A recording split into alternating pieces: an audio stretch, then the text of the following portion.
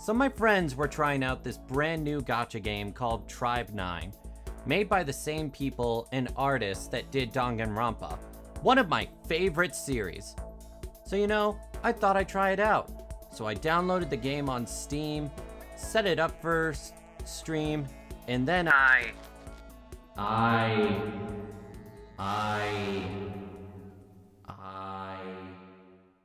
Wait, what the fuck?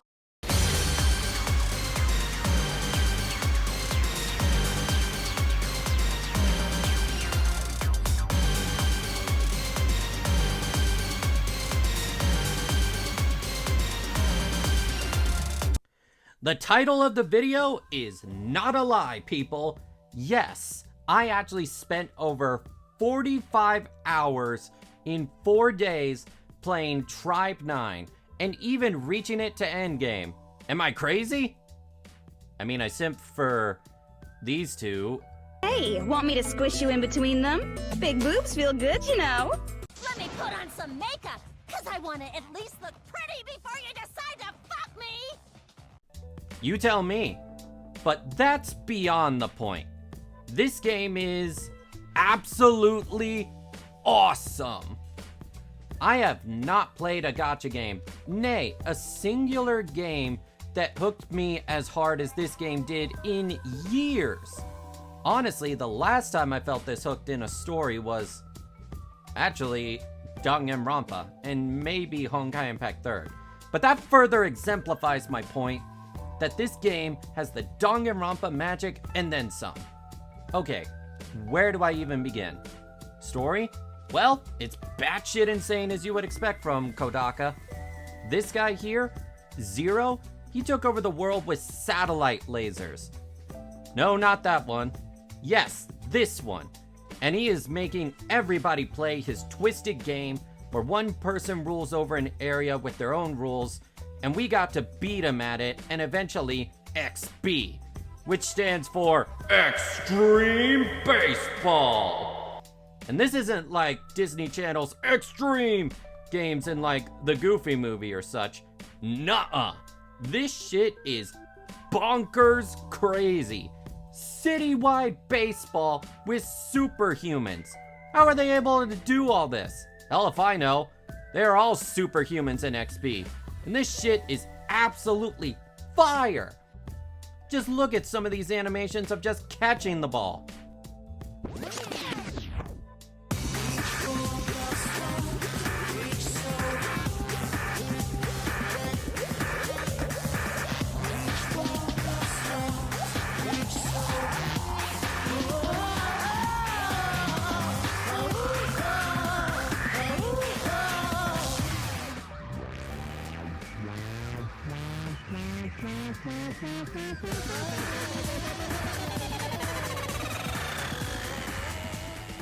And man, I haven't even touched on the characters. They are full of that Danganronpa charm, although at the same time, surprisingly more down to earth this time. Though some can be quite eccentric. My personal favorite being Tsuruko so far. She's just a good-natured girl that is a bit of a bookworm and know-it-all. But at the same time, it's not like Uryu from Bleach going, "Kurosaki, you idiot, let me explain." It's more, "Oh, pick me, I can answer." She even has a scene in the game where someone explains something before she can, and her reaction is just adorable to it being like, "Dang, I could not explain this time." She's just adorable. Look at her skill select screen, just so cute. And while Yo Kuronaka, which I swear his design is supposed to reference Monokuma's black and white design, seems rather boring at first. Nah, this boy got some real snark and clever moments for him, and even knows how to put on an act to make the villains drop their guard. Oh right, villains. Yeah, we may as well be talking about that. You guys loved Monokuma, right? Well, good news. He is basically reborn as Zero, who is also voiced by a certain character from Honkai Impact 3rd that I absolutely hate with the burning hatred of 1,000 suns. See, Monokuma was obsessed with just despair. But Zero's whole deal? We don't really know yet, other than that he likes to play games, including XB, and games with people's lives on the line. And of course, he seems to be taking a mysterious interest in Yo, saying he was the best XB player, hinting they have some sort of past. A future development to be sure, but one that keeps me interested. But his personality is like if you took Monokuma and made him far less threatening, until you piss him off or make him bored.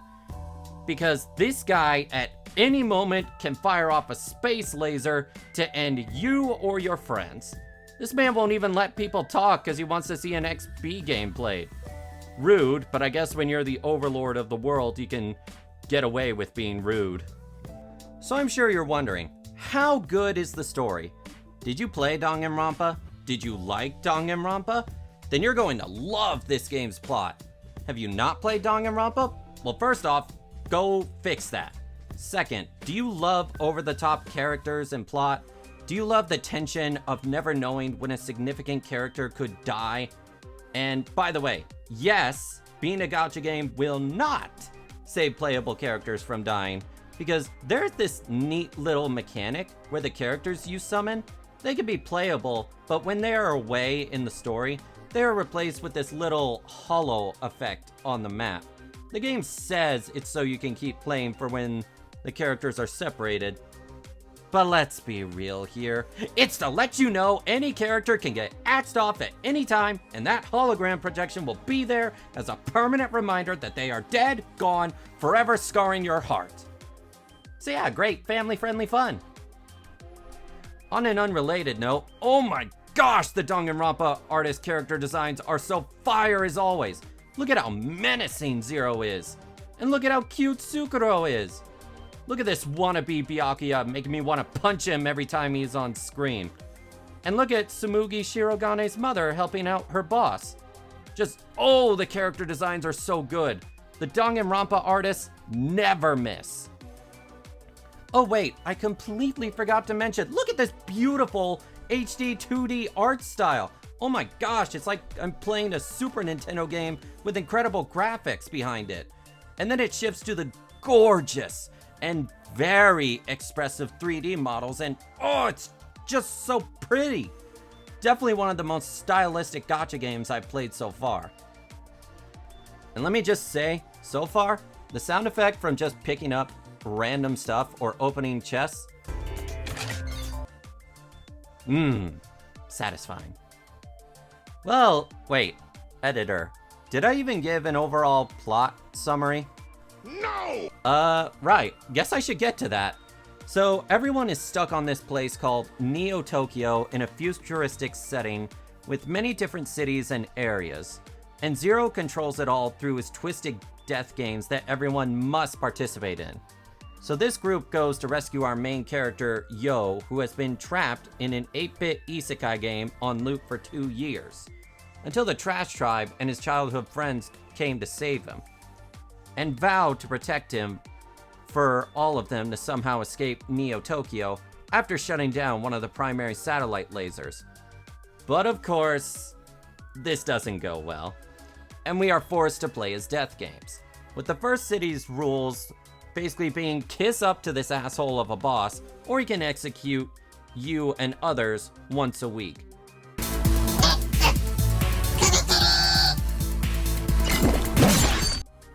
There's more to it than that, but the rules like this change for every city. And while we only have 2 chapters right now, the different rule set of a plot is sure to keep things interesting going forward.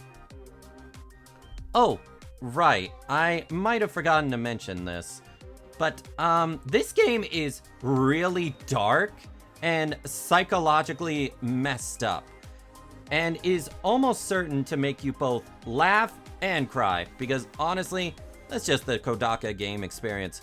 But even me, as someone who is familiar with Danganronpa's plot twist, could not see the first twist coming on a trope. これ何なんだ？誓いの印だよ。私たち3人だけのお決まりのポーズ。One of them's gonna die early. I'm calling it now. Either one of them's gonna die early, or all three are going to make it. A few moments later. Wait, what? This bastard Kodaka still had me surprised. And that wasn't the only twist that got me in the story either.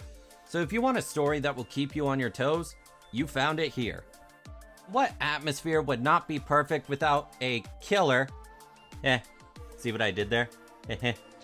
Oh, brother, this guy stinks! Soundtrack. The soundtrack is just oozing with that Kodaka charm, being menacing when it needs to be, goofy when Zero is just playing around, lighthearted where everyone is just having fun, and absolutely dreadful when a sinister plot unfurls. My personal favorite song being the XB Team Editor theme, as well as the build-up theme when Yo monologues to himself about the chapter's story coming to a climax in the moment. Every city has their own city theme, with the first one sounding rather foreboding and yet catchy. Oh, and each city has a variation of themes across all the multiple smaller areas, and it's generally good tunes to listen to, especially the XB music. Oh man, that stuff is a bop. But wait, I mentioned battles, didn't I? Oh, right.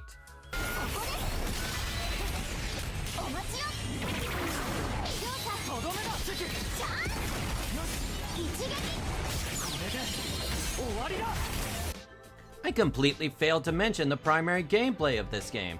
And you may think it's just because the gameplay slipped my mind because it's not that good.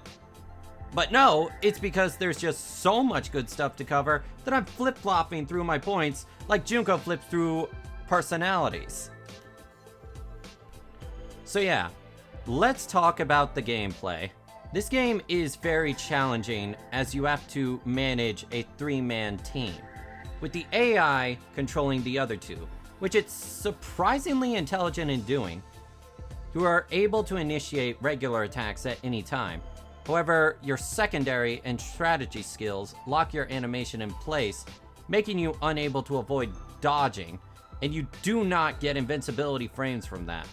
So once you attack with your secondary or strategy skills, you are stuck in there and are easily able to be hit if you misjudge it. More on what secondary and strategy skills are later. The gameplay is very similar to that of ZZZ, but at a much slower pace, as your attacks as well as enemies' attacks are usually much slower.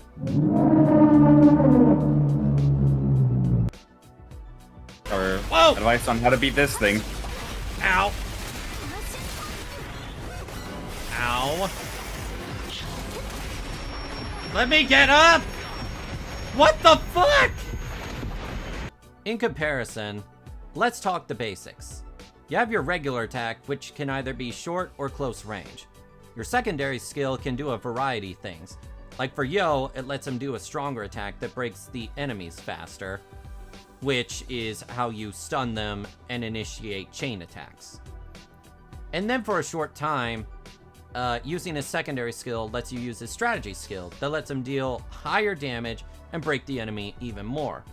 Every character has a counter button, which depending on them is either up close countering physical attacks or dodging to the side. When you counter an enemy either up close or from long range and time it perfectly, you can initiate a very quick slowdown on the enemy where you counter and break their bar even further.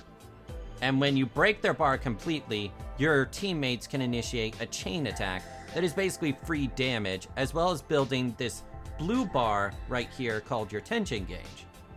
When your tension bar is filled enough, you can unleash your ultimate for high damage or supportive skills. Or you can save it depending on your tension cards for different effects. And your tension cards are basically team equipment that you go into battle with. And along with the regular dash/dodge that is different than a counter, you dodge attacks and wait for the time to strike with your party. Which, don't worry, the AI is actually pretty smart at avoiding getting hit and performing their roles.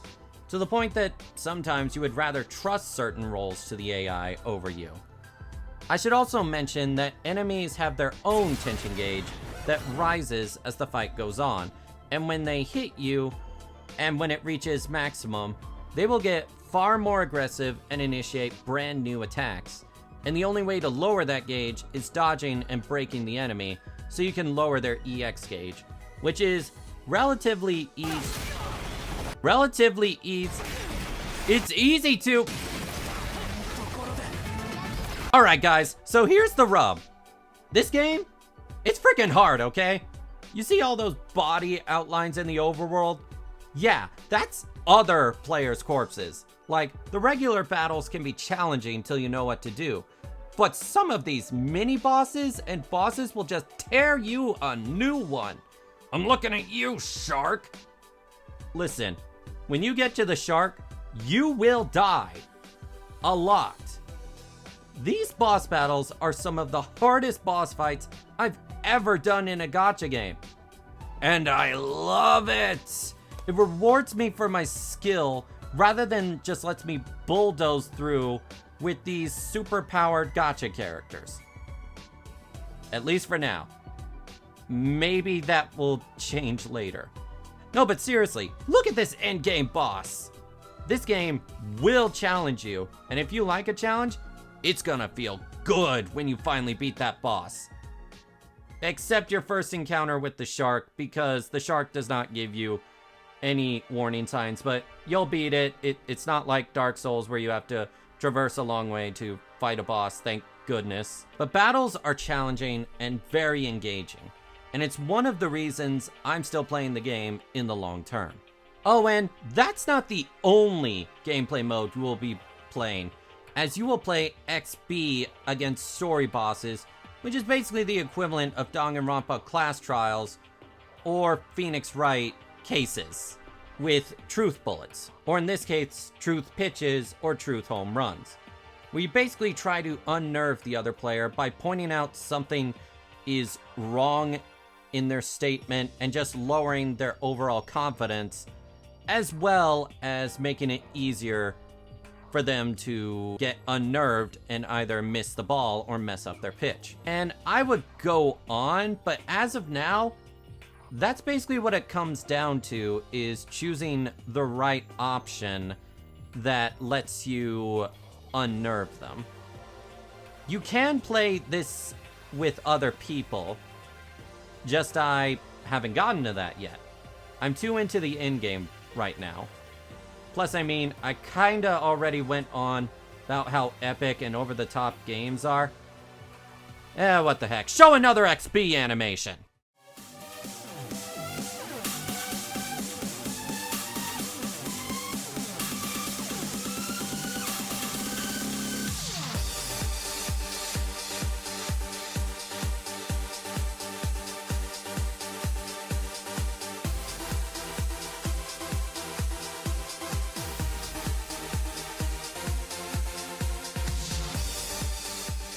I spent a lot of time talking about the game as well, a game, but let's talk about the gacha system, and unfortunately, this is where a bit of really bad news begins to play. You see, this game's mechanics as a gacha is rather stingy, having even worse rates than Genshin at an abysmal 0.3 rate for 3 stars.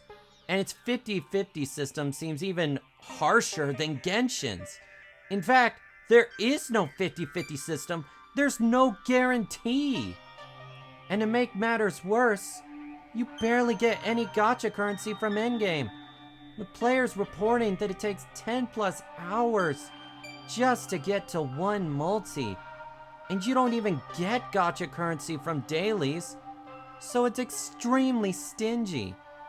And you do not even get gacha currency from chests.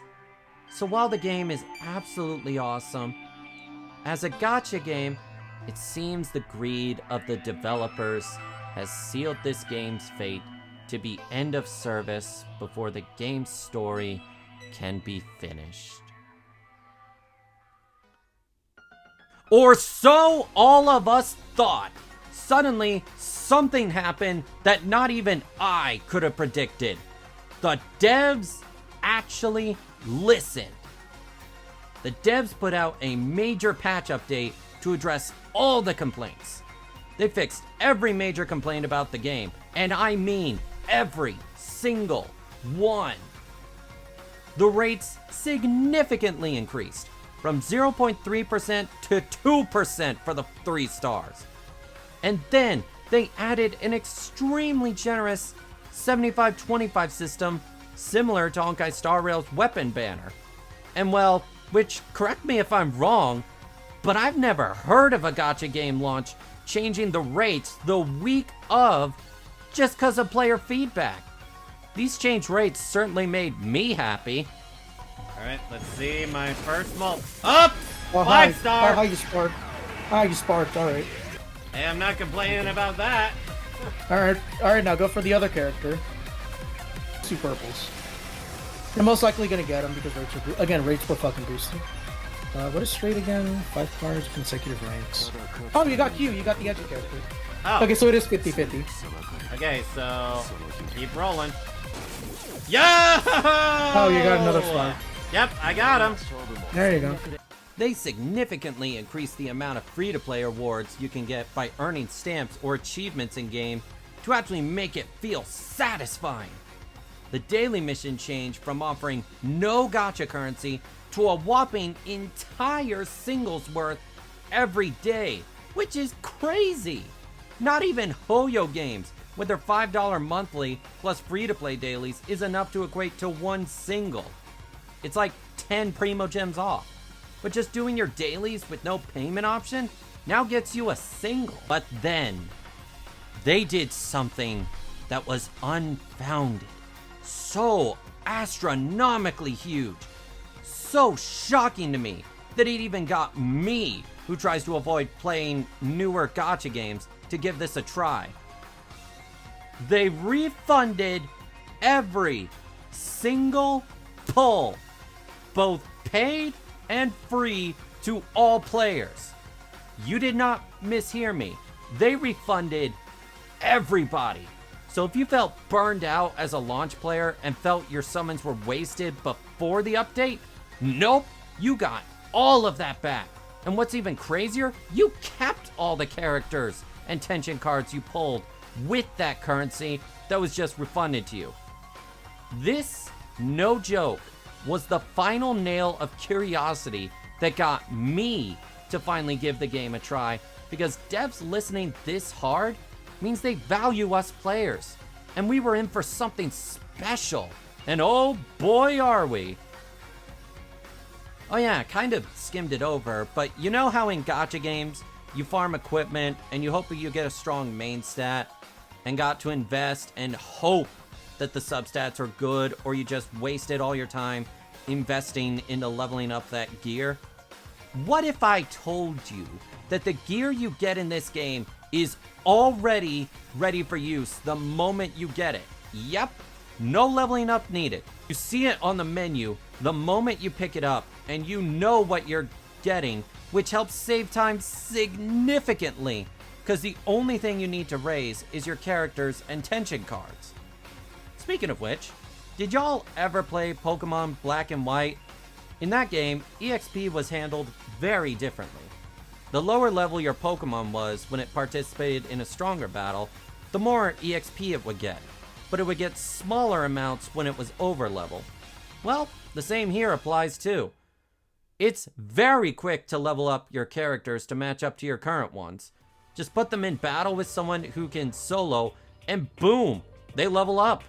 Only took me 3 to 4 hours to get newer characters from level 1 to level 40 by just battling with them in the same party. If you tried to do that in other gacha games, you might get little crumbs of EXP that help you in the early game, but late game barely does anything.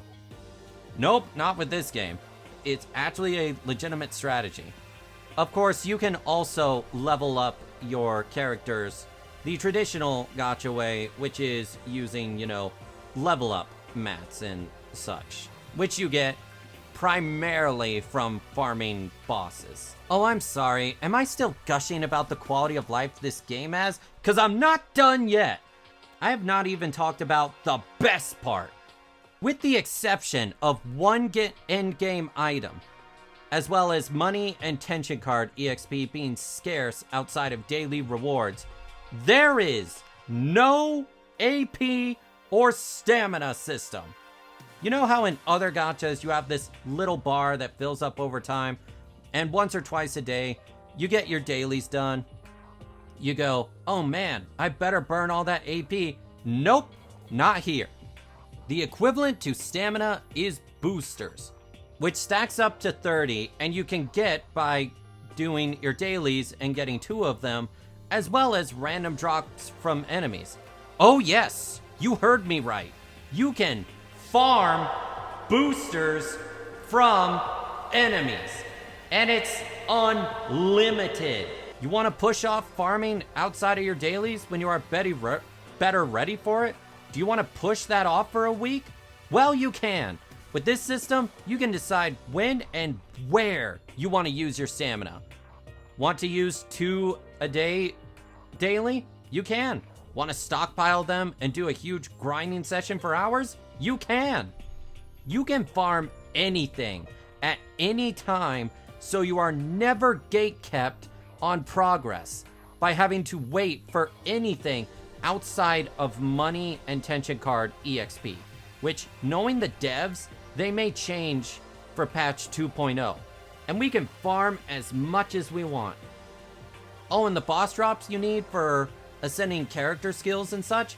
Nah, that doesn't even cost stamina. It just costs you your sanity, because these boss fights are long and very challenging. Looking at you, shark! So yes, I mean it when I say, with few exceptions, you can farm anything at any time, as much or as little as you want. I haven't even talked about the endgame mode, which resets every week, and it's the best place to get super high level gear, raise your character levels, and fight the hardest challenge, and it's just so damn good. I love it. I just have to say that the fact that the endgame not only gives the best gear, but it specifically states on the event tab that for a weekly reset, it has a higher chance for some of the best in slot gear for a specific character to drop is just so great. I absolutely adore this game, and that's why my time is at over 50 hours in this game at this point. It's so damn good. Play it. Play one of the best gachas I have ever played. Okay, so this next point I can't speak on too much because we only have one patch to go off, but it seems that Tribe 9 is also going down mini-game routes for its events, which actually look to be rather fun, and honestly, without challenging the game I kind of welcome it. Like, we got this rhythm mini-game coming up, and as of writing this, I have not yet played, but I'm sure it's good. Alright, guess I should mention the performance. It runs flawlessly for me on PC, which is how I played the game, with the game only crashing once randomly for me a few days ago. Oh, and there was one weird instance of a sound glitch where I finished the endgame mode, and the dungeon music kept repeating everywhere I went, even in battles. But a quick reset fixed that. Oh, and on that note, I do think you can get away with playing the game on mobile, except for the boss fights where positioning for certain boss attacks is key, so be aware on mobile it's going to be hard. But thankfully, I've read they actually have controller support options even for mobile. Listen everyone, I think I've gushed about this game as much as I can, but I need you to understand the character art, the world design, the characters themselves, the art style, and the fascinating and gripping story, along with the significant quality of life for a gacha game in this. I could not put it down. There is a reason that I have well over 50 hours in this game. I hope this game does well in the gacha space and becomes a trendsetter for others to follow, because many other gacha games would be a lot better if it learned from Tribe 9. A game with significant potential, nearly destroyed by its greedy system of being a gacha, to completely reversing that and earning back the goodwill of its player base and even attracting newcomers like me with their kindness. This game and the team behind it is just awesome, and I can't wait to see what the future holds. Okay, that may have just been the most energetic video I've ever put out, so mad props to my new editor for being able to keep up with this madness. Could not make this without you. So if you made it this far, you surely would consider giving the video at least a like and maybe subscribing, and consider hitting that bell icon. This is the first of a new type of video I want to put out where I just go insane with hype and such. And hey, if you want to help the channel grow further, maybe consider becoming a YouTube member or joining my Ko-fi. Just hit that join icon next to subscribe. And if you want to get to better know me, consider joining my Discord group where we are full of game and anime loving nerds. And hey, you can consider following me on Twitter and Blue Sky. But warning that I have no filter and show some rather spicy stuff of the ecchi variety. Editor, show what I mean. Well, that's it for this huge video. If you don't mind me, I'm off to play even more Tribe 9. Make sure to spread this videos to others to help it grow. Well, that's it. See you next time. Bye!